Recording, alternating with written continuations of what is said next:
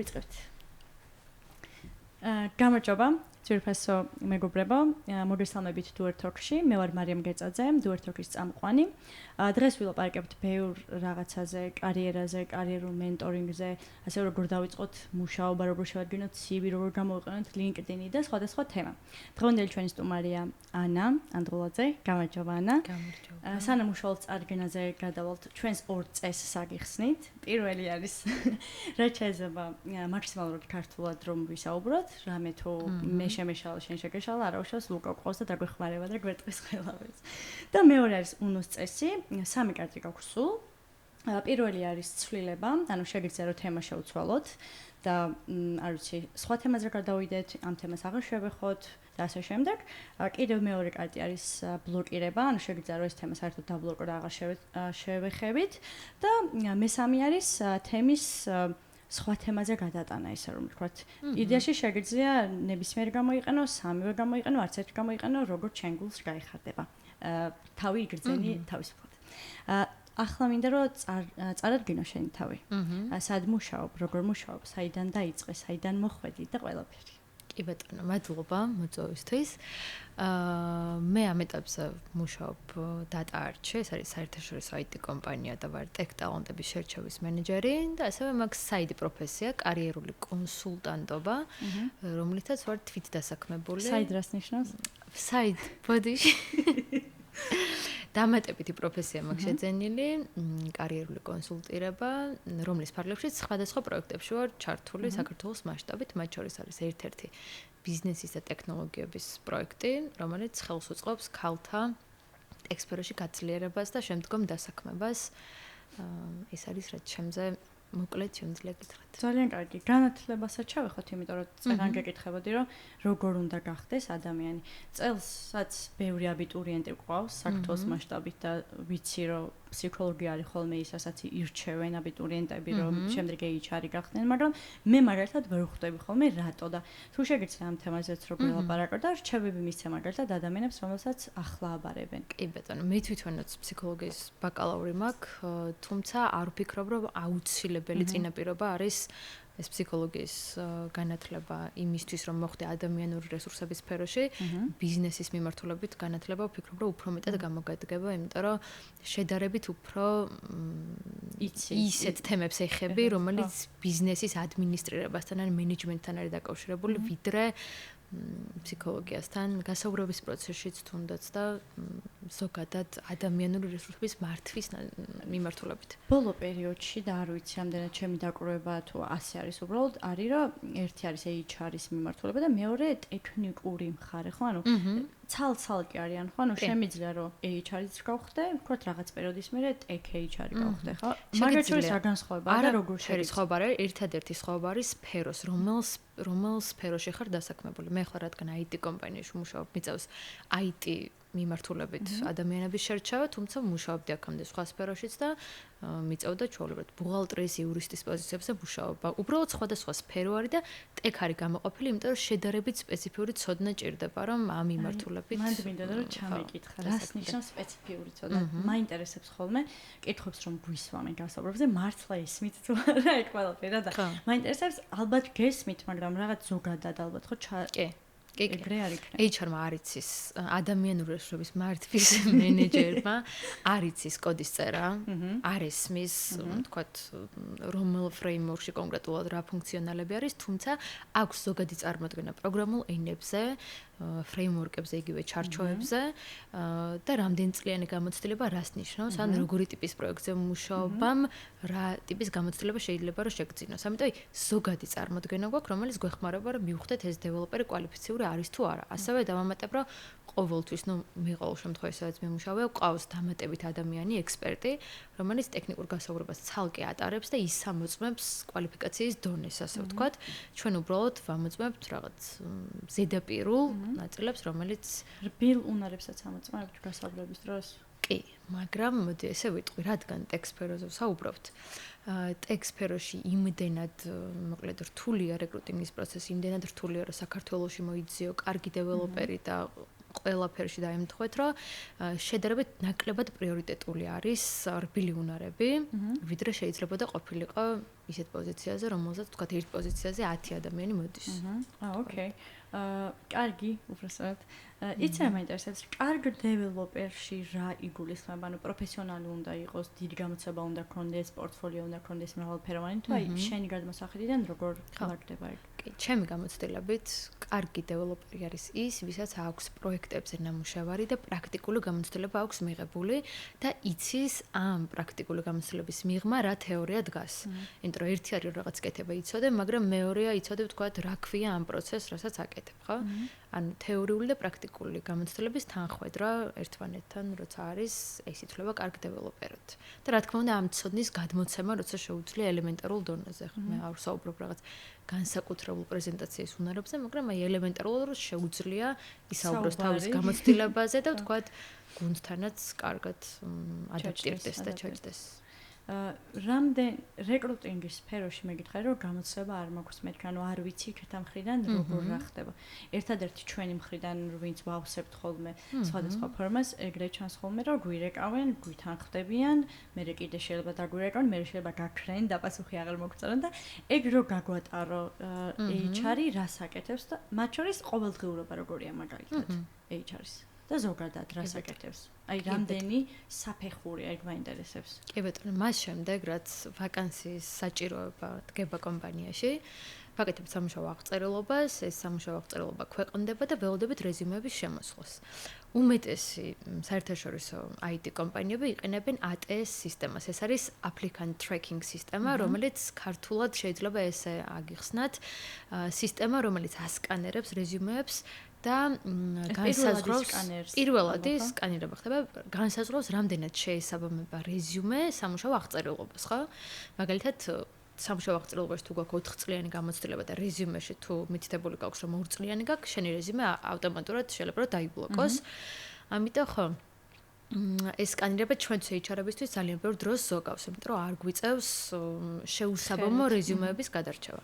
ამის შემდგომ შემოდის ჩვენთან ეს რეზიუმეები, ვიწყებთ გადარჩევას, ვიწყებთ დარეკვის პროცესს.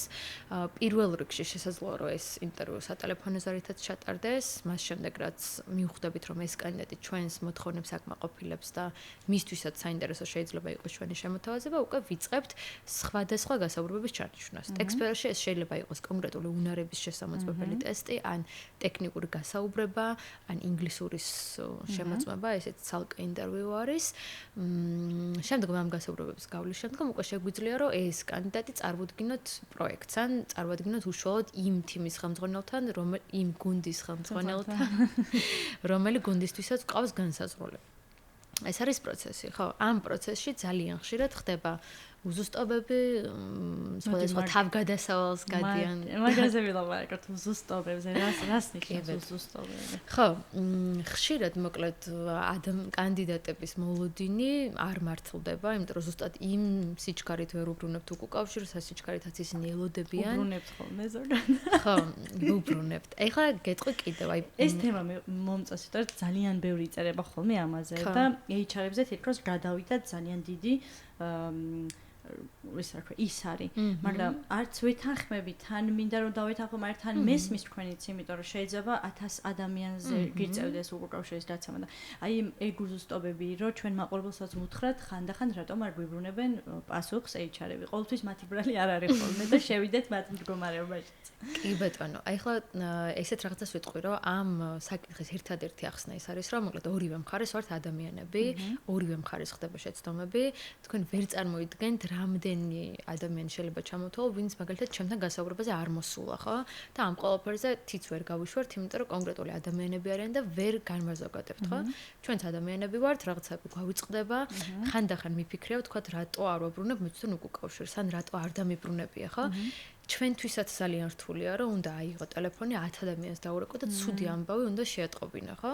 და ხანდახან ყოფილა, რომ ერთი-ერთთან ვთქვათ, ვისთანაც ვერ დაურეკეთ იმ მომენტში, გადაგვიდია და საბოლოო ჯამში გამოდის, რომ არ დაგვიბრუნებია უკავშირი, თუმცა მას შემდეგ რაც შეგნებულად გავიაზრე ეს ყველაფერი, ვცდილობ, რომ ყველას დაუბრუნო უკავშირი, თუმცა ასევე კიდე ეს ფაქტორი მოქმედებს, რომ ძალიან დიდი აუდიტორია არის დაინტერესებული ჩვენი უკავშირით, ჩვენი რჩევებით, თქვათ მილიონ კითხვას გვისვამენ LinkedIn-ზე და ფიზიკურად შეუძლებელია რომ ყველას დაუბრუნოს ზუსტად ის უკავშირი, რასაც ელოდება შენგან. მე მგონი ეს ცალკე თან ცალკე საკითხია და თან მე მგონი ცალკე ადამიანი გჭირდება, იმიტომ რომ მე ვიცი რამ ხელა ძალ აქვს უკავშირს ზოგადად, რომ შეიძლება იმ ადამიანს ისეთ რაღაც მიუთითო რჩევა მისცე, ერთი რეკომენდაცია გაუწიო, რომ იმ ადამიანმა ცხოვრების სტილი შეცვალოს საერთოდ და ერთი ეგ არის, სადაც HR-ს ვერ მოთხოვ ალბათ რომ ინდივიდუალური უკავშირი დამიბრუნე, რაში ვიყავი ცუდი, ანუ თუ ჩემნაირი 100 ადამიანი ყავს, ვერ დაჯდება და ალბათ ერთი თვე მაინც დასჭირდება, რომ ინდივიდუალურად დაფიქრდეს რაღაცები გააკეთოს, მაგრამ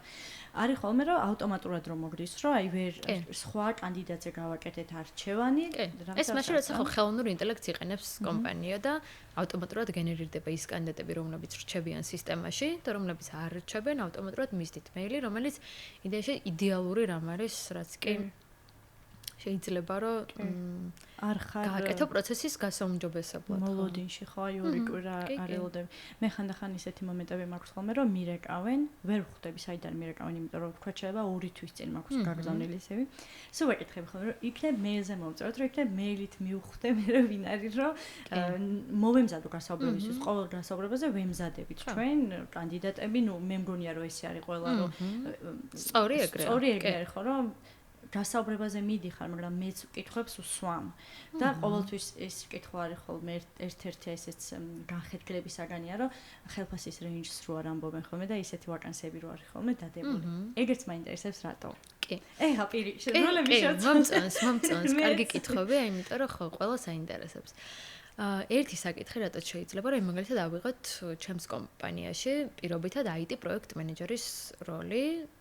ვახსენე ჩემი კომპანიაც რომ მე ძალიან მიყვარს თქვენი კომპანია დატა არჩევ მუშაობ ამ ეტაპზე. საკმაოდ კარგი მიმართულებები გაქვთ ყოველთვის როცა ვამოწმებ ხოლმე მე ძალიან. და ვიტყოდი რომ ერთ-ერთი საუკეთესო დამსაქმებელი არის სოფლიოს მასშტაბით, მათ შორის საქართველოში, იმიტომ რომ მე თვითონაც 3 წელი ვმუშაობ და ძალიან მომწონს ყველაფერი და ვისაუბრებ დღეს რა მომწონს კონკრეტულად რა.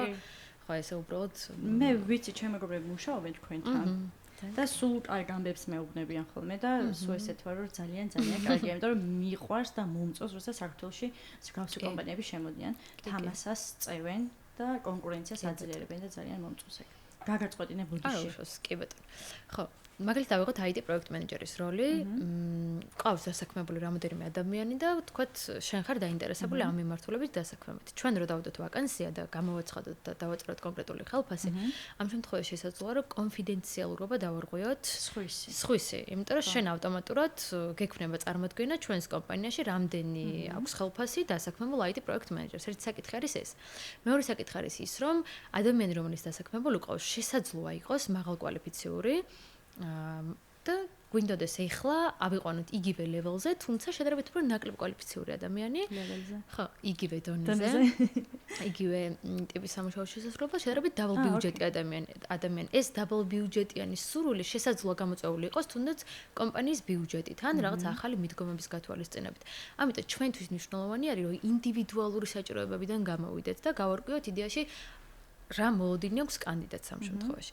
ხო, ეს არის ძირითადი პროცესი და რა თქმა უნდა ბიზნესისთვის ასევე ძალიან მნიშვნელოვანი არის რომ რა მინიმალური ხარჯებით დადოს მაქსიმალური შედეგი. ამიტომ ბიზნესის ინტერესები არის მესამე ფაქტორი, რასაც ვითვალისწინებთ, რომელიც მე როგორც HR-მა აუცილებლად უნდა დავიცვა, იმიტომ რომ კომპანიას წარმოვადგენ, ხო?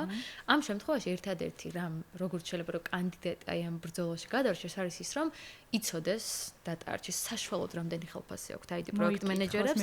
მოიკითხოს და ასევე Glassdoor-ი არის, glassdoor.com-ი გირჩევთ ყველას, ამერიკული ვებსაიტი, რომელზეც შეგიძლიათ დაათვალიეროთ ნებისმიერ კომპანიაში არსებულ პოზიციებზე საშუალო სახელფასო მოლოდინი.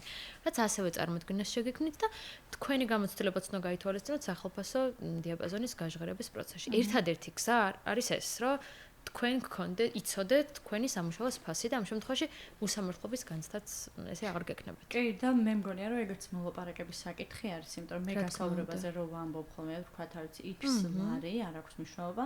ყოველთვის მეუბნებიან რომ ჯდები ჩვენს დიაპაზონში და შემდეგ გასაუბრებაზე როცა გადახვალ, შეგვიძლია უფრო დეტალურად განვიხილოთ, კიდევ უფრო დეტალურად განვიხილოთ და რაც უფრო დრო გადის მე ჩემი დაკვირვებით მხოლოდ ხელფასი არ არის ხოლმე, როცა კომპანიის შეცვლა გინდა. რა თქმა უნდა. ეს არის მენეჯმენტი, როგორი უფროსი ყავს, როგორ ვის დაექვემდებარები? კი, როგორ გარემოს გიქმნის, რა ბენეფიტები გაქვს, სარგებელი გაქვს, იმიტომ ვამბობ ამას, რომ შეიძლება დაზღვევა ქონდეს კარგი და მაგით რო გეღირდეს, შეიძლება ფიტპასი ქონდეს, შეიძლება ყველაფერი ერთად ქონდეს და შეიძლება იყოს ისეთი მომენტი, რომ იმ X ლარ ხელფასზე დათანხმდე, იმიტომ რომ იმდენი სარგებელი გაქვს, რომ გიღირს ყველაფერი. ზუსტად. ახლა მინდა რომ მაგაზე ვილაპარაკოთ, თან დატარტის ჭრილშიც ვილაპარაკოთ და თან ზოგადად მაინტერესებს შენი გადმოსახედიდან, როგორც HR-ი, როგორ გგონია კომპანია, როგორ გარემოს უნდა ქმნიდეს თავის კომპანიაში და რაზე მეტყველებს ეს გარემო.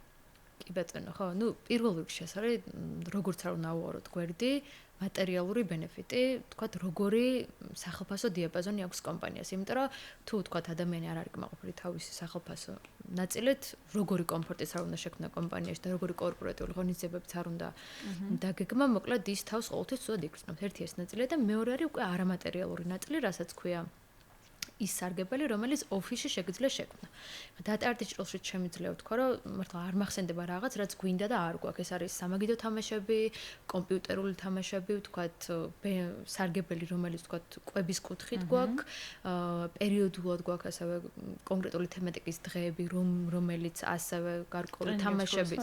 არა, გულისხმობ რაღაცა კვების ნაწილში, თუნდაც აი ჰელოვინის და ეს კუთხით კი, უბრალოდ აი რაღაც კონკრეტული ქვეყნის საკვების დღე, მაგალითად ახლა კონკრეტულად მექსიკა, რაღაცა იტალიური დღე და ასე შემდეგ, ხო, რომლის პარკლებში ვცდილობთ, რომ თანამშრომლებს ესე რაღაცნაირად კარგი გარემო შევქმნათ და გავულამაზოთ ყოველდღიურობა. ხო, ასევე რა თქმა უნდა, დღესასწაულების დღეებშიც, რა თქმა უნდა, ოფისში ვიკრიბებით და ძალიან ბევრ საინტერესო აქტივობებს ვაორგანიზებთ. რაც ვფიქრობ, რომ ძალიან მნიშვნელოვანი არის და ამის საშუალებას იძლევა თვითონ კომპანია თავისი ბიუჯეტიდან გამომდინარე და მიდგომებიდან და ღირებულებებიდან გამომდინარე, რაც ეგ ხარისხი ძალიან აისახება ხოლმე. მე ძალიან პატარა არის ჩვენი სფერო და თითქმის ყველას ვიცნობთ და თუ ერთხელ ვიღაცასთან რაღაცა წამორჩს და მე ყველა მიცეს ხოლმე, არა მანდ აღარ მიხვიდე და ძალიან შავსიაში ყავს ხოლმე კომპანიები, რომ მანდ არ მიხვიდე, მანდ ესეთი HR-ია, ის არის და ძალიან ვაძაგებ ხოლმე რა. ეს არის ზუსტად დამსაქმებლის ბრენდიც, აი ზუსტად ეს არის, რომ ის კი არა ვთქვათ, როგორ გამოვა CEO ან ხელმძღვანელი და ისაუბრებს კომპანიაზე, აი ერთმანეთში რას ლაპარაკობენ რეალურად თანამშრომლები და თავის მეგობარს ურჩევს თუ არა ამ კომპანიას. აი ეს არის ყველაზე თავარი და მნიშვნელოვანი ფაქტორი, რითაც განისაზღვრება კომპანიის რეალური გეთანხმები. მეც გეთანხმები. თან ძალიან მნიშვნელოვანია, როცა გუნდური მოთამაშე ხარ, ან გუნდში მუშაობ. მნიშვნელოვანია რა გარემოში ხარ, მნიშვნელოვანია რა როგორი მენეჯერი გყავს, მნიშვნელოვანია რაღაცნაირად შენი გუნდის წევრები როგორ გენდობიან შენ.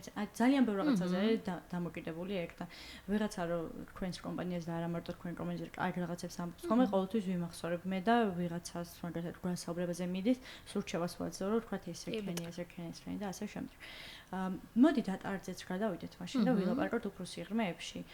რა ტიპის პროექტები გაქვთ, რომელ კომპანიებს ემსახურებით, რა უნდა გავაკეთოთ, 9 დევი უნდა მოვკლათ, 9 მდელო უნდა გადმოვლაყო, რომ ამიყვანოთ თუ აი როგორ უნდა მოვხდეთ თქვენთან. ჩემეზეთ მაყურებელს აინტერესებს გავს კომპანიები. კი ბატონო, დატარეთ არის ამერიკული ბრენდი, სათავეში გვაქვს ნიუ-იორკში. პროექტები არის ძირითადად ამერიკული და ბრიტანული, ანუ ქართველი დეველოპერები სრულიად ამ პროექტში არიან ჩართულები და მსოფლიოს მასშტაბით დაახლოებით 6000 თანამშრომელი ყავს თუ არ ვცდები. მსოფლიოს სხვადასხვა ქვეყანაში არის წარმოდგენილი. და ჩვენთან მოხვდეთ, რომ არც ისე რთულია. უბრალოდ დამოკიდებული არის კონკრეტულ პროექტზე, პროექტის მოთხოვნებზე, მაგრამ ძირითადი პროცესი არის ესეთი: გადიხარ HR გასაუბრებას, შემდეგ ინგლისურის ინტერვიუს, შემდგომ ტექნიკურ გასაუბრებას, ტექნიკური შემდგომ უკვე პროექტ ინტერვიუს და შემდგომ ვიღებთ გადაწყვეტილებას და ძალიან მარტივი. HR გასაუბრება და ინგლისურის ინტერვიუ ძალიან მარტივია. ტექნიკურის მერე შედარებით. რეკომენდაციული სისტემა თუ გაქვთ, იმიტომ რომ ვიცი რომ EPAM-ში აქვთ მაგალითად რეფერალ სისტემა ქვია ჩვენთან. ხო, თანამშრომელი თუ გაუწევს თავის კოლეგას, მეგობარს რეკომენდაციას, რა თქმა უნდა, გარკვეული ბონუსის სანაცვლოდ ძალიან კარგ სარგებელს იღებს. თვითონაც და თვითონ იღებს მხოლოდ სარგებელს, კი და საკმაოდ ისეთ მაღალს და რაც ძალიან დიდ мотивაციას დატარდება რეკომენდაციები. კი, და ზოგადად ესეც მინდა რომ მაყურებელმა იცოდეს, რომ რეფერალ სისტემით როდესაც ხვდები კომპანიის კანდიდატების ბაზაში, შედარებით უფრო პრიორიტეტული არის შენი კანდიდატურა, ვიდრე უბრალოდ რეზიუმეს გაგზავნით, ამიტომ თქვენ სამიზნე კომპანიებში მოწებნეთ მეგობრები და ნაცნობები. მე ამას ვეძახი თანამედროვე ნეპოტიზმი. რა მეინტერესებს? როგორ მუშაობთ? ჰიბრიდულად, ონლაინ? ჰიბრიდულად. კი. ანუ მაქვს იმის თავისუფლება, რომ თუ მინდა ოფისში მოვალ, თუ მინდა სახში ვიმუშაო. კი. ძალიან მიყვარს შგავსი კომპანიები და მაგრამ ძალიან კარგი ოფისი გვაქვს, აი განსაკუთრებულად კარგი ვიტყოდი რომ მომინდეს ხომ კი, მოგინდება და დადის ბევრი ხალხი და ესე კარგი გარემოა. მობეზრება იცის ხო, ანუ სახლში ჯდომა, მე მომბეზრ ხარ, დეველოპერები როგორ არიან? ანუ ჰიბრიდული არის ჩემთვის იდეალური. თან როცა მინდა სახლში ვიქნები, როცა მინდა, ვიცი, სხვა ქვეყანაში წავედი, იქიდან მიმუშავებ, ოფისში მივალ, როგორც ანუ თავარია რომ ვგრძნობდე რომ კომპანია მენდობა. აი თუ მაგას ვგრძნობ, ჩემს მაქსიმუმს ვაკეთებ ხოლმე ყოველთვის და მე მგონია რომ მსგავს დამოკიდებულება აქვს ბევრ ადამიანს. რადგან დატარწევს საუბრობთ და შენახსენე რომ 3 წელია უკვე დატარჩი ხარ, მაინტერესებს ერთგულად. მაინტერესებს როგორ დაიმკვიდრე ქართულ ბაზარზე თავი. ბევრი გიცნობს, მეც გიცნობ LinkedIn-დან, იმიტომ რომ შეადებდი ვიდეოებს და TikTok-ზე ხარ ძალიან პოპულარული. და ეგ მაინტერესებს როგორ გამონახე შენი ნიშა. კი ბატონო, პირველ რიგში ვიტყვი რომ დაახლოებით 4 წლის წინ კაცრად გადავწყვიტე რომ მხოლოდ ტექ მიმართულებით უნდა დავრჩენილიყავი, იმიტომ რომ შედარებით უფრო მაღლანაზღაურებადი ხარ ამ მიმართულებით, რატომაც არა. მეორე, ანუ საინტერესოა ჩემთვის და საინტერესო არის ის ხალხი, ვისთან ერთადაც მიწევს მუშაობა, იმიტომ რომ მუდმივად ხარ სიახლეების ეპიცენტრში, ტექნოლოგიური სიახლეების ეპიცენტრში, რაც ჩემთვის მნიშვნელოვანი არის. ასევე ვიტყვი რომ რამოდენიმე წლის წინ ალბათ მხოლოდ ტექ რეკრუტინგით მიცნობდნენ ადამიანები, იმიტომ რომ კურსი მქონდა მიმართულებით და ეს დამეხმარა ძალიან, რომ რაღაცნაირად გავეცანი ხალხს, მაგრამ ეხლა ვფიქრობ, რომ უფრო მეტად აი კარიერული კონსულტირების კუთხით მიცნობენ, რადგან ჩემი TikTok-ი სწორედ ამ თემატიკას ეხება.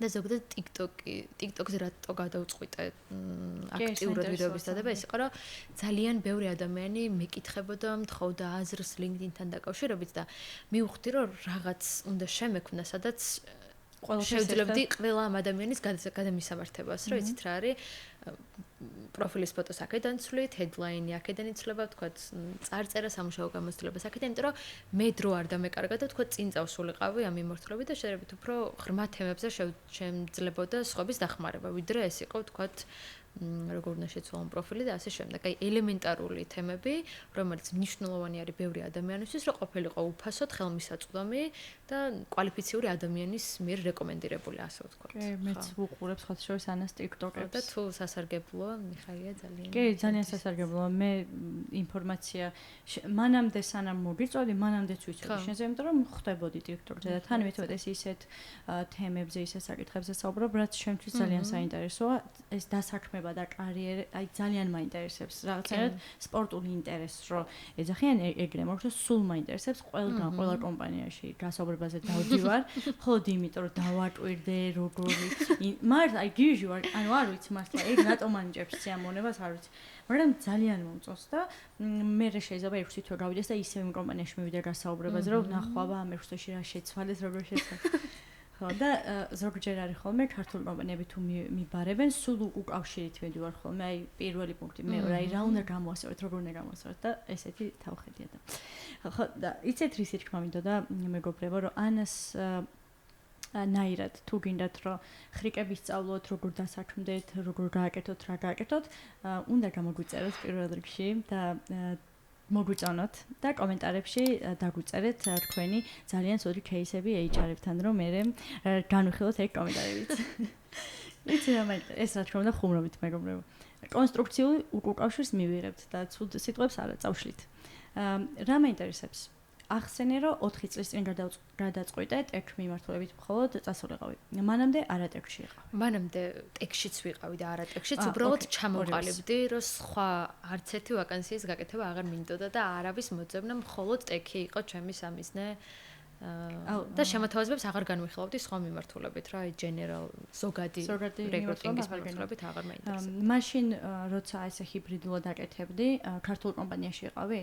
ქართულ კომპანიაში, თუმცა მიმუშავია არაქართულ კომპანიებთანაც, ანუ მუშაობდი ფრილანსერადაც, რეკრუტინგულ სააგენტოში, სადაც სხვადასხვა კომპანიის დაკვეთებს ვასრულებდი, ამიტომ ხო ორივე მიმართულებით. ხო, ამ კითხვებს იმიტომ გისვამ, კი, რომ მეც მაინტერესებს ჯერ და მეორე ვინც გვიყურებს, მინდა რომ იცოდეს, რომ რაღაც ერთი კონკრეტულ გადაწყვეტილებას როცა იღებთ, არნიშნავს იმას, რომ მაინც და მაინც მთელი ცხოვრება ეგ უნდა აკეთოთ. შეგიძლიათ რომ შეიცვალოთ, შეგიძლიათ რომ გაამრავალფეროვნოთ, შეგიძლიათ მისი გვერდზე მდგომი პროფესია შეითავსოთ და უფრო მეტად კონკურენტული გახდეთ.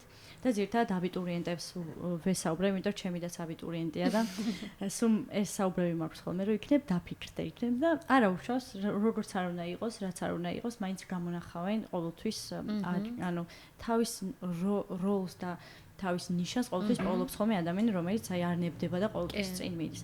ამ კითხვებს რატო გისვამ? ყოველთვის მაინტერესებს, მეც საერთაშორისო ორგანიზაციაში ვმუშაობ ამ წამს.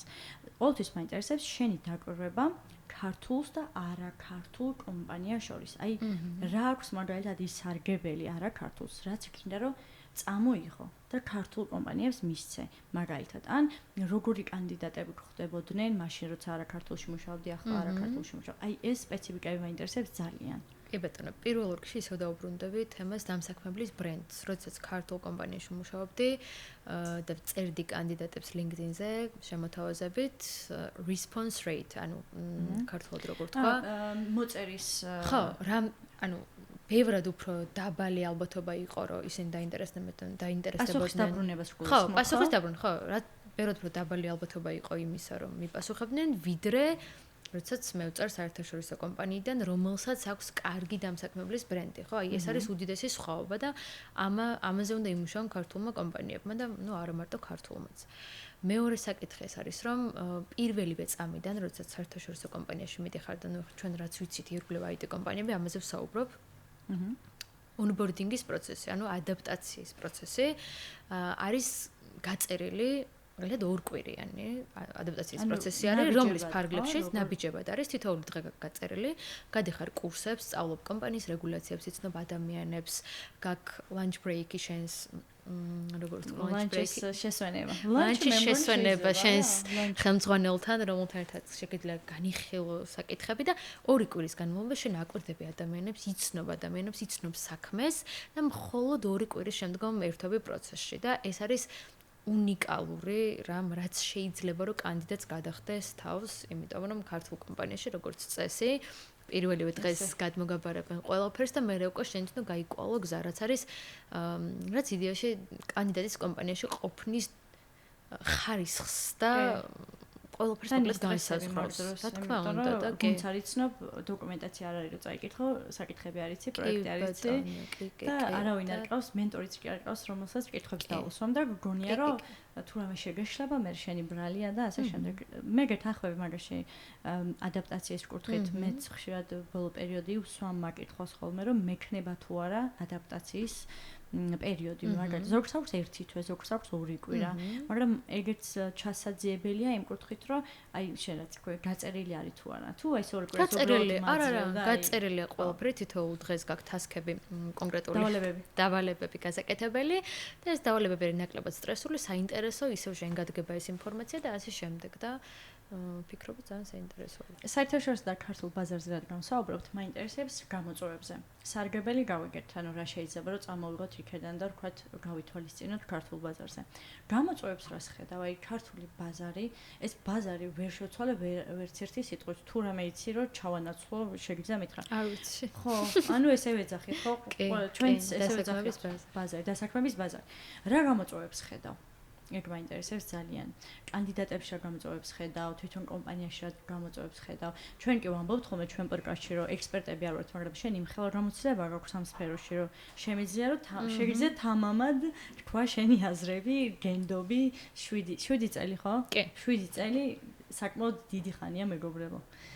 გისმენთ აბა. კი, გამოწვევების კუთხით ერთადერთი ჩემი როგორც HR-ის გამოწვევა ამ შემთხვევაში არის ის, რომ მე მჭირდება შედარებით უფრო მაღალკვალიფიციური, მომზადებული ადამიანები, რომლებიც მზად არიან, რომ დასაქმდნენ და გრძელვადიანი პერსპექტივით განიხილონ ჩვენი შეთავაზებები, ხო? რაც იშვიათია საქართველოში, ზუსტად იმიტომ, რომ საქართველოს დასაქმების ბაზარზე არ გვაქვს საშუალება, რომ არ აქვს საშუალება კანდიდატებს სანამ ჩვენამდე მოვლენ, რომ იქამდე დაიგროვონ ეს ყველაფერი, იმიტომ რომ ხო, არ არის ბევრი საერთაშორისო კომპანია და ეს ბოლო წლებია, რაც ინდიაში აქტიურად შემოდიან ჩვენ ქვეყანაში. ამიტომ ვფიქრობ, რომ ბევრი საერთაშორისო კომპანიის ჩვენ ქვეყანაში შემოსვლა ამ პრობლემას ნელ-ნელა უკვე მოაგვარებს და აი კანდიდატების ცნობადობის ამაღლება ზოგადად. როგორ ხდება შერჩევის პროცესი, თუნდაც LinkedIn-ის ქონა. LinkedIn არის პროფესიონალური სოციალური პლატფორმა, რომელიც აუცილებლად ნაქვანდეს ყველა ქართველს.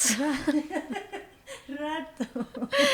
იმიტომ რომ უფრო მარტივად გიპოვით, უფრო მარტივად გვიპოვით თქვენც და გამარტივდება მოკლედ დასაქმების ზუსტად ეგ მინდა მეკითხა, როგორ გვეძებთ? სულ მაინტერესებს, რამე კონკრეტული ხელსაწყოები გაქვთ თუ აი რას აკეთებთ? სულ მაინტერესებს იქეთა მხრიდან როგორ ჩანს? კი ბეტონო, ამისთვის არსებობს მოკლედ ესეთი ტერმინი boolean search-ი, კონკრეტული საკვანძო სიტყვების გამოყენებით და კონკრეტული ფორმულებით ვეძებთ კანდიდატებს, მაგალითად მოდი ავიღოთ დეველოპერი, ხო?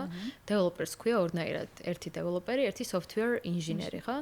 მე ვიყენებ ფორმულას, რომლის მეშვეობითაც ამ ორივე საკვანძო სიტყვას ვიყენებ და ყველა ადამიანი, ვინც LinkedIn-ზე არის დარეგისტრირებული და უწერია დეველოპერი ან software engineer-ი, ყველა ამომივარდება ჩემს საძიებო ველში. ასევე ლოკაციას უთითებთ და შეიძლება დონეც მიუთითოთ გამოცდილებას, მოკლედ ბევრნაირი ფილტრი არსებობს. ასევე არსებობს ფასიანი აკაუნტები, რომლებიც გვაძლევს, რომ შედარებით უფრო დიდ აუდიტორიაზე გავიდეთ, იმიტომ რომ LinkedIn-ი როგორც იცით, გარკვეულ შეზღუდვებს აწესებს და რაღაც შეზღუდვების მერე უკვე ფასიანი აკაუნტის გარეშე ფიზიკურად ვერ იპოვი ადამიანს და ვერც დაეკონტაქტები. რას აქცევ ხოლმე ყველაზე მეტად ყურადღებას? აი ვთქვათ, ჩაწერე ეგ სიტყვები, 10 ადამიანი ამოგიგდო, ხო? აი რას აქცევ ხოლმე ყურადღებას? სახელგვარის ქვემოთ არის headline-ის სათაურის სექცია, სადაც არის მნიშვნელოვანი რომ გეწეროს რა პოზიციაზე მუშაობ და ასევე რა არის ის სამიზნე პოზიცია, რასაც გინდა რომ მე დაგეკავშირდე. ერთი არის რომ შეიძლება ეხლა მუშაობ senior developer-ის პოზიციაზე, მაგრამ შენი სამიზნე შეიძლება იყოს team lead-ობა. ამიტომ headline-ში უნდა გეწეროს როგორც developer-ობა, ისე team lead-ობა, რომ მე მივხვდე, რომ შენ ამ ორივე მიმართულებით, თქვათ, გამოცდილი ხარ. და მეორე არის სამუშაო გამოცდილების წლები. აი ორი ყველაზე ისეთი მარტივი რაღაც, რაც შემიძლია გაგიზიაროთ, აი ჯამურად წლები development-ში, თქვათ, რა გაქვს დაგროვებული.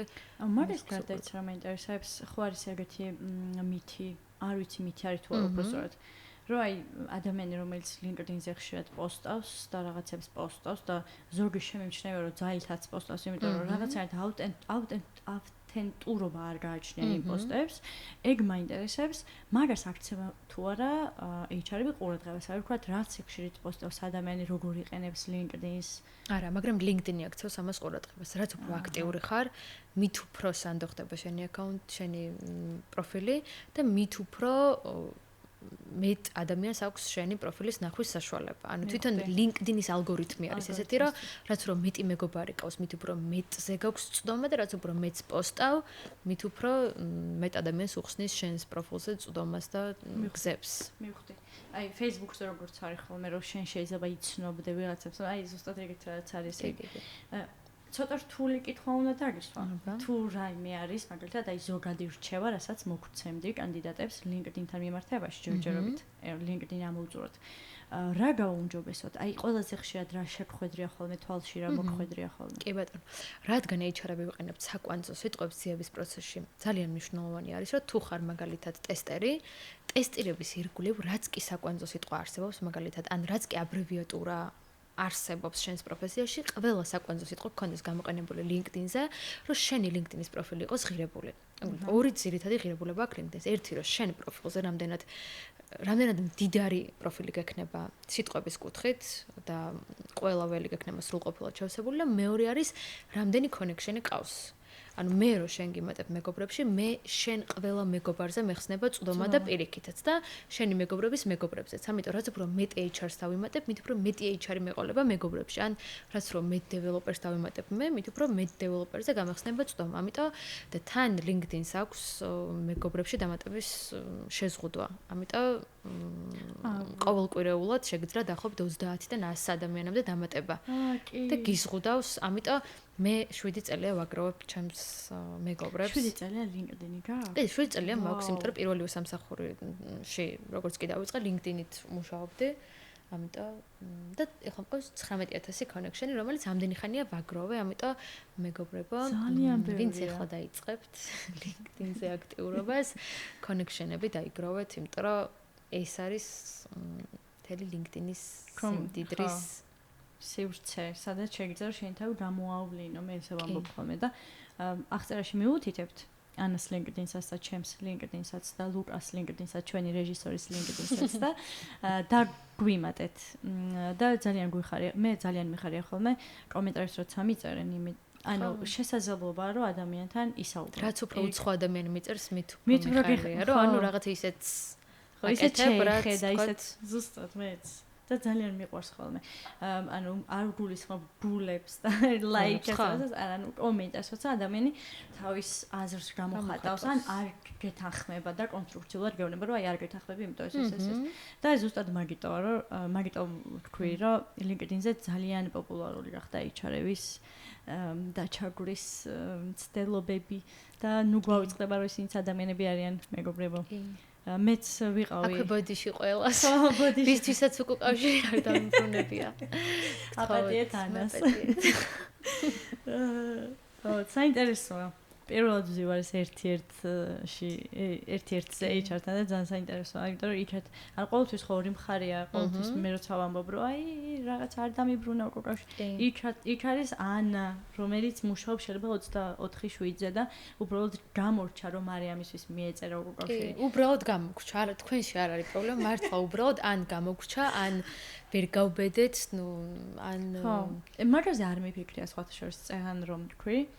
რო უარყოფითი ამბის რქმა ცოტა მე მივხვდი რომ ეს მაკავებ და ნუ რაღაც კარიერის დასაწყისში დღეს უკვე რაღაც სხვადასხვა ტექნიკები გამოვიმუშავე მაგრამ ხო ეს მაკავებ და კარგი მეშინო და მე თვითონ აი მოარყოფითის გაზიარება იმიტომ რომ იქიდანაც ძალიან ვერ ვიტყოდი რომ დიდი მიმღებლობა არსებობს უარყოფითი უკავშირის ეგრევე აინტერესებს თქო კონკრეტული მიზეზები და მიზეზების გაზიარებაც კიდე პროფესიონალურად ძალიან რთულია კი ხო, მაგრამ ეს საქმე აირჩიეთ და რა გავაკეთო ეხლა.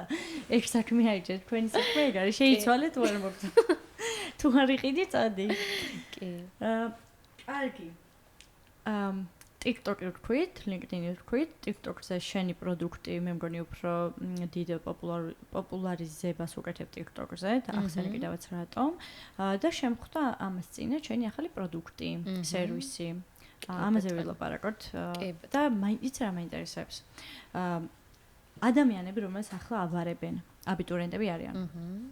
შეუძლიათ თუ არა თეორიულად ვამბობ, შეუძლიათ თუ არა შენს კურსზე დარეგისტრირდნენ და შენი კურსის შემდეგ რაღაც კონკრეტული შედეგები მიიღონ, მაგალითად, ან სტაჟირებაზე აიყვანონ, ეს ახ შენზე არ არის დამოკიდებული თეორიულად ვამბობ, ანუ შენი კურსი რამდენად ამომწურავია, რომ ადამიანს ეყოს, ვთქვათ, გახდეს HR-ი და არ დაკარგოს ვერ ვიტყვი, მაგრამ 4 წელი არ იაროს მაგალითად ფსიქოლოგიაზე და არის სწავლოს და მე გახდეს HR-ი. ანუ ეს რამდენად მნიშვნელოვანია, ეგ მაინტერესებს. ანუ აი დიპლომი რამდენად მნიშვნელოვანია. ხო, საერთოდ არაფერ კავშირში არ არის დიპლომი, უბრალოდ საუნივერსიტეტო განათლება ქმნის შედარებით უფრო მრავალფუნქციურ ადამიანად, რომელსაც შეუძლია გუნდთან მუშაობა, დამოუკიდებლად, ინდივიდუალურად მოამზადოს პრეზენტაცია, ნამუშევარი, თქვათ, წარადგინოს ეს ყველაფერი, პასუხისმგებლობის გრძნობა. მხოლოდ აი ამ უნარებს უსვამს ხაზს საუნივერსიტეტო განათლება, თორემ რეალურად თეორია არის და თეორიის მიღმა არის პრაქტიკა, რომელსაც უნივერსიტეტის სამწუხაროდ ვერ გვაძლევს. სწორედ ამიტომ, რადგან საქართველოს ეს რეკრუტინგის სკოლა არ არსებობს, გადავწყვიტე, რომ მე თვითონ შემექმნა ტექ რეკრუტინგის კურსი, რომლის ფარგლებშიც, რა თქმა უნდა, აკადემიასთანაც მითანამშრომლია, მაგრამ ჩემით, როდესაც ინდივიდუალურად ვაკეთებ, შედარებით უფრო ნაკლებ ბიუჯეტიანი პროდუქტი შემიძლია რომ შევთავაზო ადამიანებს, რომ ეს იყოს ხელმისაწვდომი მათთვის, იმიტომ რომ რეალურად თემა ისეთია, რომ ჩემი ტექ რეკრუტინგი ჭირდებათ ადამიანებს, რომლებიც არ მუშაობენ და უნდათ რომ ნოლიდან დაიწყონ რაღაც ისეთი კარიერა, რომელიც არის ძალიან მოთხოვნადი. ამიტომ შესაბამისად ეს კურსი უნდა იყოს შედარებით დაბალ ბიუჯეტიანი. ანუ უნდა ვიყო დამწყები? უნდა იყო დამწყები, კი. ნუ სასურველი იყო დამწყები, შესაძლებელი არის იყო HR-ის სხვა მიმართულებით და გინდოდეს ტექში გადმოსვლა და ამ შემთხვევაშიც საკმაოდ სარგებლის მომტანი იქნება შენთვის, იმიტომ რომ თუ ტექში ცხოვრებაში არაფერი არ გაგიკეთებია და არ მოგიძებნია ამ მიმართულებით ადამიანები, შენცაც საინტერესო იქნება. არის პრაქტიკული კურსი, 3 თვის განმავლობაში გრძელდება, კვირაში 2-ჯერ 2 საათით ხვდებით და მოკლედ საინტერესოდ მიმდინარეობს პროცესი. ყველა პროფესიას, რომელიც ტექში არსებობს, ხსნით. როგორ უნდა მოვიძიოთ ეს ადამიანები, როგორ ჩაუტაროთ გასაუბრება, შევამოწმოთ მათი კვალიფიკაცია და ასევე გასაუბრების ტექნიკებიც მათ შორის ყველაფერი. რამდენი ადამიანია ჯგუფში? და 15-დან 25 ადამიანამდე არის ნორმალური, რაც და გითხარი თუ ხელფასის ფასი გითხარი. კი ბატონო. უფრო სწორად ესე უფრო კორექტული იქნება. კი ბატონო. კურსის ღირებულება არის 759 ლარი. 3 თვე. 3 თვე. კი ბატონო. ხო და რამე პრომოკოდს ხო არ შემოგთავაზებდი ჩვენი გამომწერებისთვის. ოღონდ ერთადერთი პირობა უნდა იყოს, რომ ანა გადაამოწმებს ჩვენი არხი გამოწერილი გაქვთ თუ არა გამოწმებთ. და ამიტომ გამოგვწერეთ მეგობრებო. გითხარი პრომოკოდი. იყოს დუერი და რეკრუტინგი, რაღაცა ეს ორი სიტყვა გააერთიანეთ და ოკეი, მაშინ აღწერაში დავწერთ რა იქნება პრომოკოდი და როგორ მოგწერონ LinkedIn-ზე გიპოვონ და LinkedIn-ზე შეგიძლიათ დამეკავშირდეთ და პირდაპირ გამოჭება მე ვარ მარიამი მინდა ამ კურსზე. მეორე პროდუქტსაც გესაუბრებით, ეს არის კარიერული რებრენდინგის კურსი, რომელიც არის ერთთვიანი და შედარებით უფრო ორიენტირებული არის იმ ადამიანებზე, ვისაც დასაქმება უნდათ, მაგრამ არ აქვთ გამართული არც LinkedIn-ი, არც რეზიუმე, არც გასაუბრებისთვის არიან მზად თავდაუჯერებლები. ამათთვის არის ცალკე ერთთვიანი კურსი, რომლის ფარგლებშიც მოკლედ ყველა ამ თქვენი უნარის და დოკუმენტების დამუშავების პროცესი მიმდინარეობს და ამ შემთხვევაში ანა ინდივიდუალური იქნება. ჯგუფურია, მაგრამ ინდივიდუალური იქნება, ხო? ანუ მე თუ რაღაც CV-ში რაღაც ჭირდება რომ დავამუშავო, მეცოდინება რომ ეს თემა სრულყოფილად ყველა ჯგუფის წევრს კურსის დასრულების შემდგომ ექნება რეზიუმეც, LinkedIn-იც უმაღლეს დონეზე გამართული და მზად იქნებიან გასაუბრებისთვის. მომინდა მეც ხალხო. მეც მომინდა რომ ხო არ შევიდე, შევავსო. როდის რომელ თვეებში გაქვს ეს რებრენდინგის? ეს რეგისტრაციის მიხედვით მუდმივად ახლდება, ამიტომ დასაწყების თარიღი დამოკიდებული არის რეგისტრირებული სტუდენტების რაოდენობაზე და თვეში ერთხელ ვიწყებთ.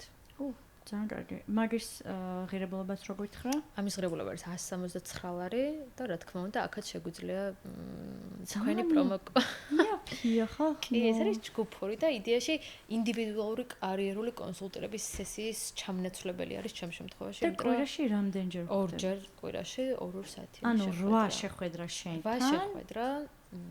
ის არ ვიცოდი. საკმაოდ კარგი ფასები არის ადამიანი რო გაწუდება და არ დაინანება რომ თან ეს უკვე დასაქმებულ ადამიანზე არის შედარებით განსაზღვრული და უფრო კარგი ბიუჯეტი არის ამ შემთხვევაში. ვაუ, არ ვიცოდი ეს. ანუ არ დაგისვა მაკითხოს რომ აი სერტიფიკატს გასცემ თუ არა, იმიტომ რომ არც ხო ანუ არა, ინდივიდუალურია, კი ბატონო, მაგრამ დამიჯერეთ თუ თქვენ შედეგს ვერ მიიღებთ. საკუთარ გაყიდვაზე გადავიდა, ანუ ჩაიშალა პოდკასტი, აღარ არის, ანა ანდროიდზე თავის თავს ყიდის. ანუ მე ვარ გასაუბრებ, აი ხო, შევცვალეთ. ეს როგორი შეგრძნება სხვები რო გისვამენ კითხვაზე შენ პასუხობ, მაინტერესებს გასაუბრებაზე ნამყოფები. HR-ებს დავდივართ.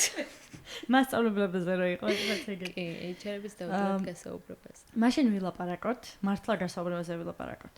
აი, შენი დაკვრებები რო გაგვიზია, რომ რა რჩევებს მოგცემდი აქეთა მხარეს, რაზე გინდათ ხოლმე, რომ აი უფრო მეტი ყურადღება გავამახვილოთ კანდიდატებმა. და ალბათ გქონია ამდენი წლის მანძილზე ისეთი ისეთ кейს როგორ არის ესეთი შემთხვევა, სადაც კანდიდატი ძალიან კარგად მომზადებულია და ისეთ შემთხვევაში, სადაც კანდიდატი საერთოდ არ არის მომზადებული. და ამ ორ кейს შორისაც გველაპარაკებ, ვთქვათ, როგორი დაბრკოლებებია ხოლმე თქვენთვის, როგორც HR-ებისთვის. და თქვენ თქვნით რეალურად გარემოს, ხო? მე რომ მოვდივარ გასაუბრებაზე, შენ უნდა შემიქმნა გარემო, მე კი ჩემი განწყობით მოვდივარ, მაგრამ შენ უნდა შემიქმნა გარემო და ხანდახან არის ხოლმე რომ კანდიდატი ძალიან ისე იქცევა ხოლმე რომ თითქოს უნდა ამიყვანოთ თუ რაღაცა ეგეთი და როგორ შემოატრიალებთ ხოლმე ეგეთი ტიპის გასაუბრებებს. კარგი, მოდი ჯერ იმაზე ვისაუბრებ, რას ნიშნავს მომზადებული კანდიდატი. მომზადებული. ძალიან დიდ კითხვებს გისმენთ, ახლა დავფიქრდით, რომ ძალიან ბევრი ერთი კომპლექსურ კითხვებს გისმენთ, რომ მართლა მაინტერესებს. კი, ძალიან კარგი. მომზადებული კანდიდატი ნიშნავს კანდიდატი, რომელმაც რეზიუმე გამოგზავნა ვაკანსიაზე და ამ რეზიუმეში არავითარი ზედმეტი ინფორმაცია არ აქვს მეთითებული და მხოლოდ ის ინფორმაცია აქვს დაწერილი, რაც გამოადგება ჩვენს კომპანიაში დასაქმებისთვის და თუ კი.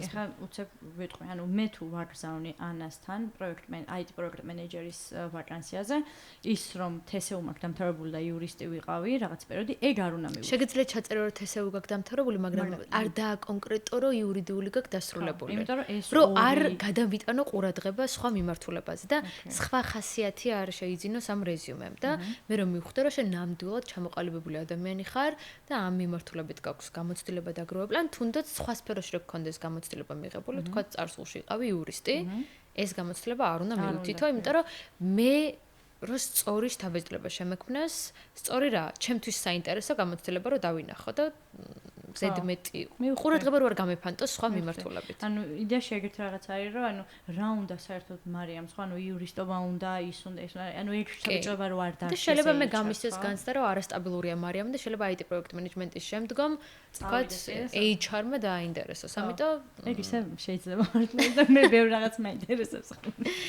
კი, ეს ჩემს და დან მეორე ნაწილში ესე არ ვაკვირდებით კანდიდატებს, ვინ არიან მომზადებული, ვინ არ არიან, ასევე მოგწონს, როდესაც ჩვენს კომპანიაზე კითხვებს გვისვამენ სამუშაო აღწერილობაზე, იმიტომ რომ ხვდებით, რომ ამ კანდიდატსაც აღელვებს, იდეაში სად გადავა, როგორ გადავა, გარკვეული ფილტრები აქვს ცხოვრებაში და ესე პირველივე შემოთავაზებულ წინადადებას არ განიხილავს. ანუ უფრო მეტად ფასდება ჩვენს თვალში ესეთი კანდიდატი, მოგწონს კანდიდატი, რომელმაც იცის თავის ფასი და კონკრეტულად აქვს სახელმფასო მოლოდინი განსაზღვრული და პრინციპულად მიყვება ამ მიმართულებას და არ არის დაბნეული.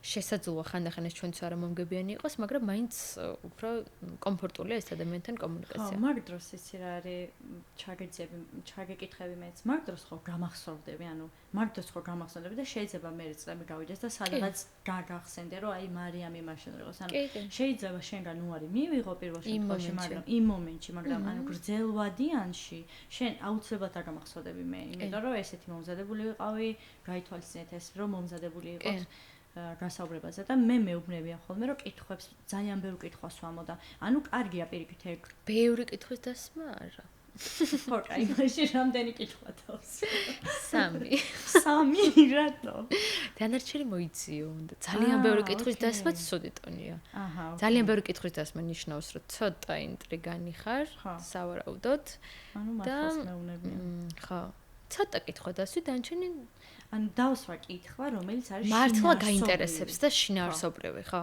რასაც თქვათ ვერ გაიგებ ინტერნეტში, ვერ გაიგებ მოკითხვით. ანუ აი კონკრეტულად მაგალითად მე თუ პროექტ მენეჯერი ვარ, რამდენ გუნდთან ეძებ შენ რომ რამდენ გუნდთან უნდა ვიყო მე პროექტ მენეჯერი, რამდენი პროექტის პროექტზე ვიქნები ბიბმული პირობითად და ან მაგალითად რამდენ კაციანია ეს გუნდი, ან რომელი ქვეყნებიდან არიან ეს ადამიანები. და ასე შემდეგ ისეთია სპეციფიური შიდა საკითხებია შეიძლება რომ დიალოგში დასვა ეს კითხვები და არ მოიტოვო ბოლოსთვის რომ ესე ცალკე შენი მონოლოგივით არ გამოჩნდეს ეს შენი კითხვები და პროცესშივე ზოგადად ხო დიალოგად უნდა აქციოთ გასაუბრება ეს არის ყველაზე ჯანსაღი რამ რაც კი შეიძლება რომ გირჩიოთ გეთახმები და ხო აი დაკითხვის მომენტი არ გქონდეთ და მე თქვენ ანალოგიურად არ დაკითხოთ HR პირიქით აი დიალოგის რეჟიმში თემა რა კითხვასაც გაგიჩვენს იმ კითხვის მიხედვით უნდა წარმოვიდგინოთ კარგი. კიდე მაგ კითხვას ამ ერთ კითხვაში 3 კითხვა იყო და დამავიწყდა.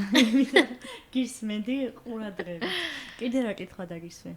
რა შეცდომებს ვუშვებთ ჩვენ? ერთი გავიგე რომ CV-ში ისეთ რეზიუმეში ისეთ რაღაცებს ვწერთ, რაც არ უნდა დავწეროთ.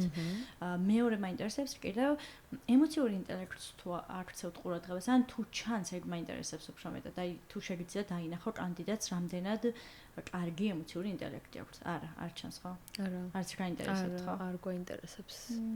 ერთ-ერთი შეიძლება ეს ემოციური ინტელექტი წარსულში გადახდენილი ისტორიებით ან რაღაც გამოწვევებზე ვესაუბროთ და აი ამით მივხვდეთ ეს ადამიანი თქვა კრიტიკულ სიტუაციაში როგორ რეაგირებს, მაგრამ რეალურად ძალიან დიდი სიყალბე არის გასაუბრება და გასაუბრების პროცესში ძალიან კარგად შეიძლება შეინიღბოს კანდიდატი და ვერ მივხვდეთ თუ რაღაცა განსაკუთრებული უნარები არ გვაქვს. მიუხედავად იმისა, რომ თქვა ფსიქოლოგის განათლება მაქვს, არ ვაქცევ ამ მიმართულებით ესე ყურადღებას, პროფესიონალიზმი არის უპირველესი, რაც ჩვენთვის მნიშვნელოვანია.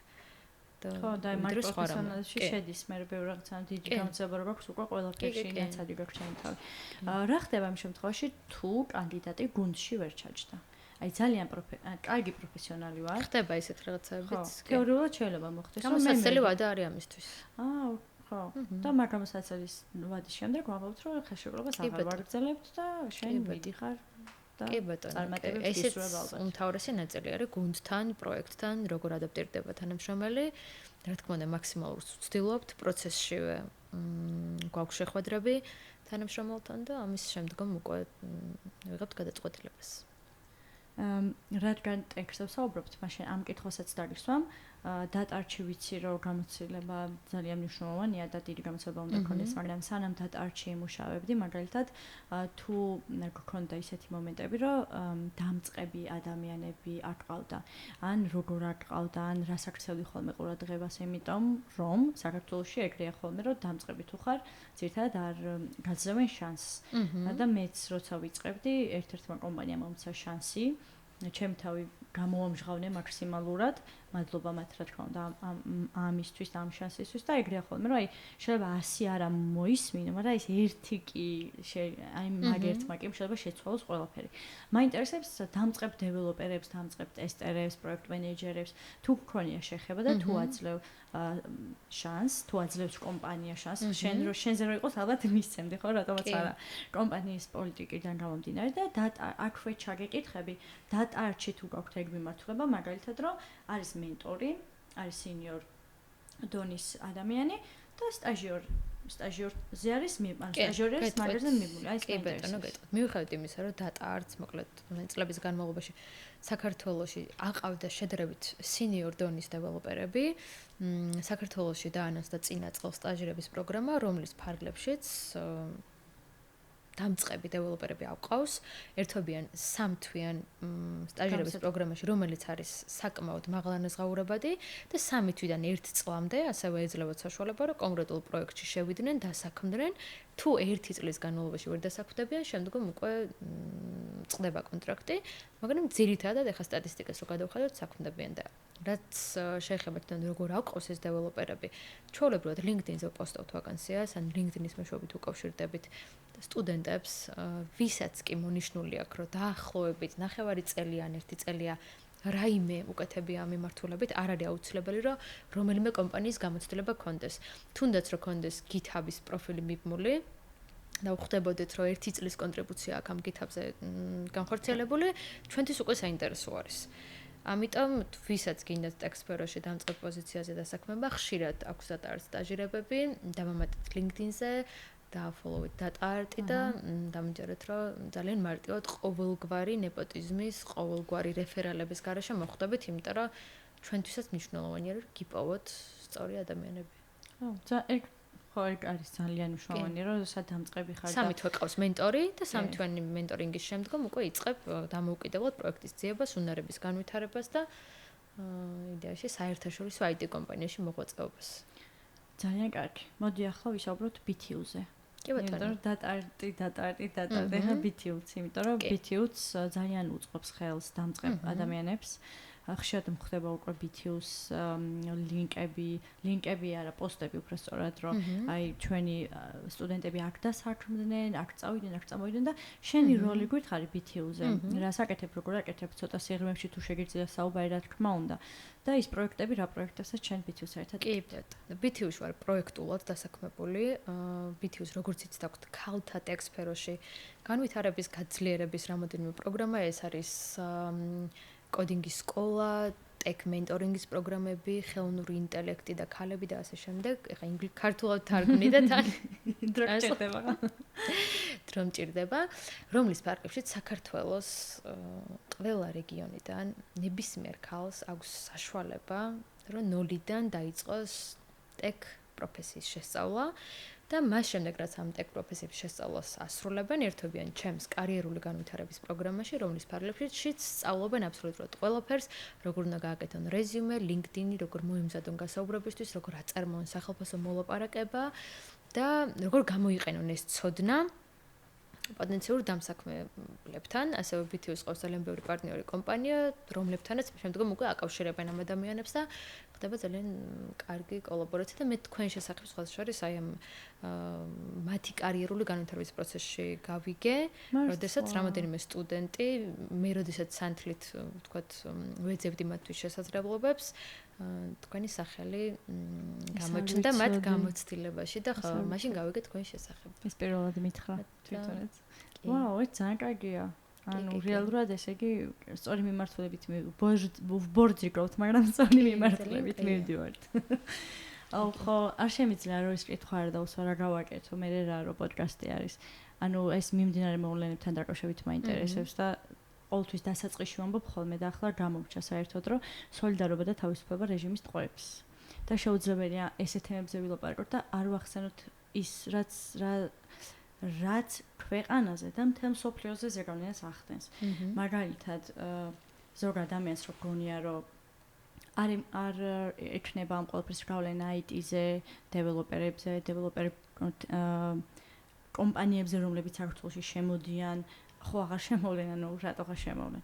და ეგ მაინტერესებს შენი დაკვირვებები, შენი ემოციები, რო გაგვიზია, რომ როგორც HR-იან, თუნდაც როგორც ადამიანი, როგორც მოქალაქე არ აქვს მნიშვნელობა, რას ხედავ შენი გადმოსახედიდან. კი ბატონო, ზოგადად დასაქმების ბაზარზე ბევრი ფაქტორი ახდენს გავლენას, მათ შორის როგორც ქვეყნის ისე მსოფლიო პოლიტიკა. ამიტომ ესე კონკრეტული მოვლენები რაც დღევანდელ დასაქმების ბაზარს გაუარესებს ან გაუმჯობესებს, რა თქმა უნდა, ესე პროგნოზებია და ჯერჯერობით ესე კონკრეტულად ამის თქმის უფლება არ მექნება, თუმცა აი წარსულში გამოვლენილ მოვლენებზე, წარსულის მოვლენებზე შემიძლია ვისაუბრო, რა თქვა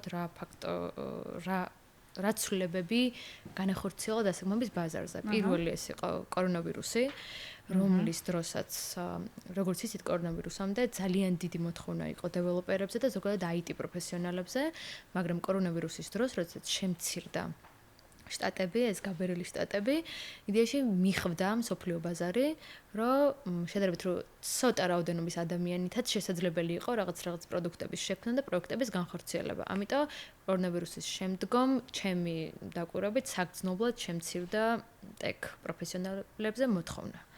ასევე შემიძლია რაღაცა ომის ნაწილიც განვიხილო, რომლის შედეგადაც რუსეთი, როგორც იცით, ძალიან ტალანტებისთვის საკმაოდ დახუნძლული არის მართლა ტალანტებით, იმიტომ რომ რუსული IT სკოლაც საკმაოდ ისეთი არის.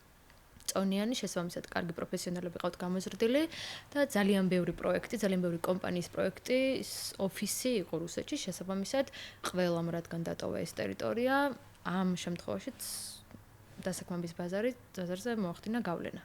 ასევე ბევრი რელოკანტი არის საქართველოში ჩამოსული, რომელიც ქართველ დეველოპერებთან შედიან კონკურენციაში, რაც დამატებით კიდევ ერთ პრობლემას წარმოადგენს ჩვენთვის, რაც ჩემთვის არის ცნობილი და რაზეც შემიძლია ვისაუბრო, ფაქტებით მხოლოდ ეს მოვლენები არის. მე დავამატებ რა.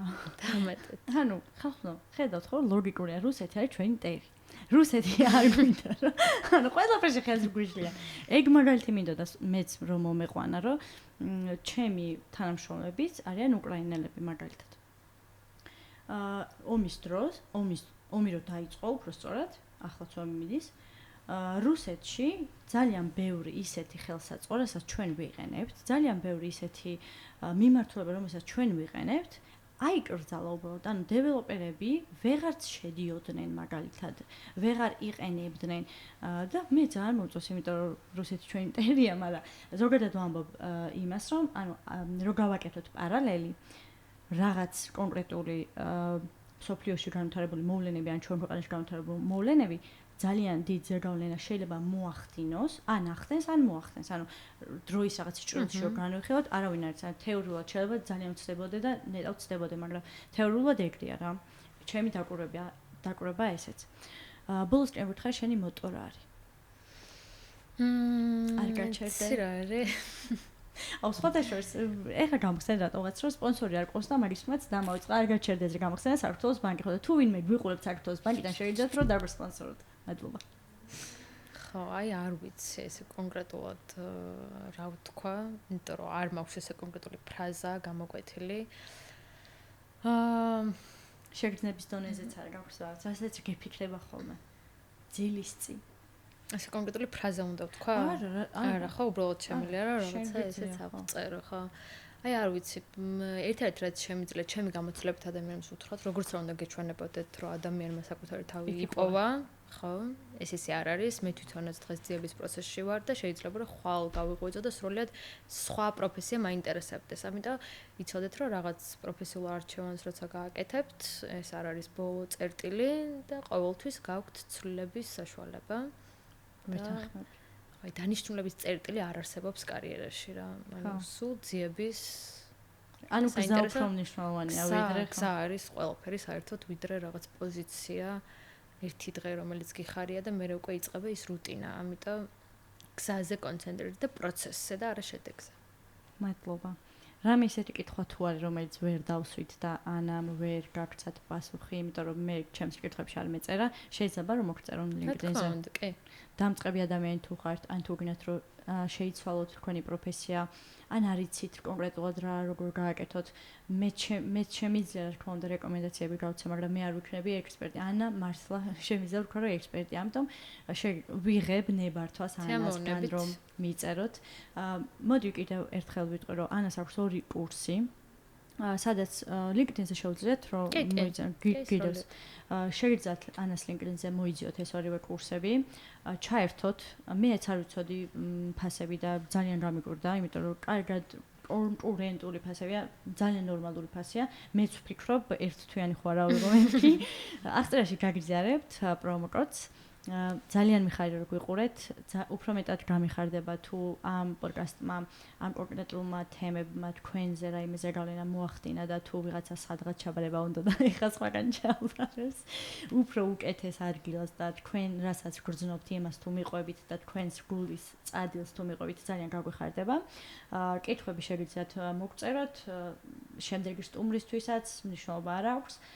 გამოგვიწერეთ მოგვიწონეთ, თურმე ძალიან მნიშვნელოვანი არის ეს ყველაფერი და ასევე კიდევ დავამატებ იმას, რომ ისევ ამჭიქებით ვარ წარმოდგენილი, რაც იმას ნიშნავს, რომ არ ყავს სპონსორი. ამიტომ თამამად შეგიძლიათ, რომ დაგვასპონსოროთ კიდევაც.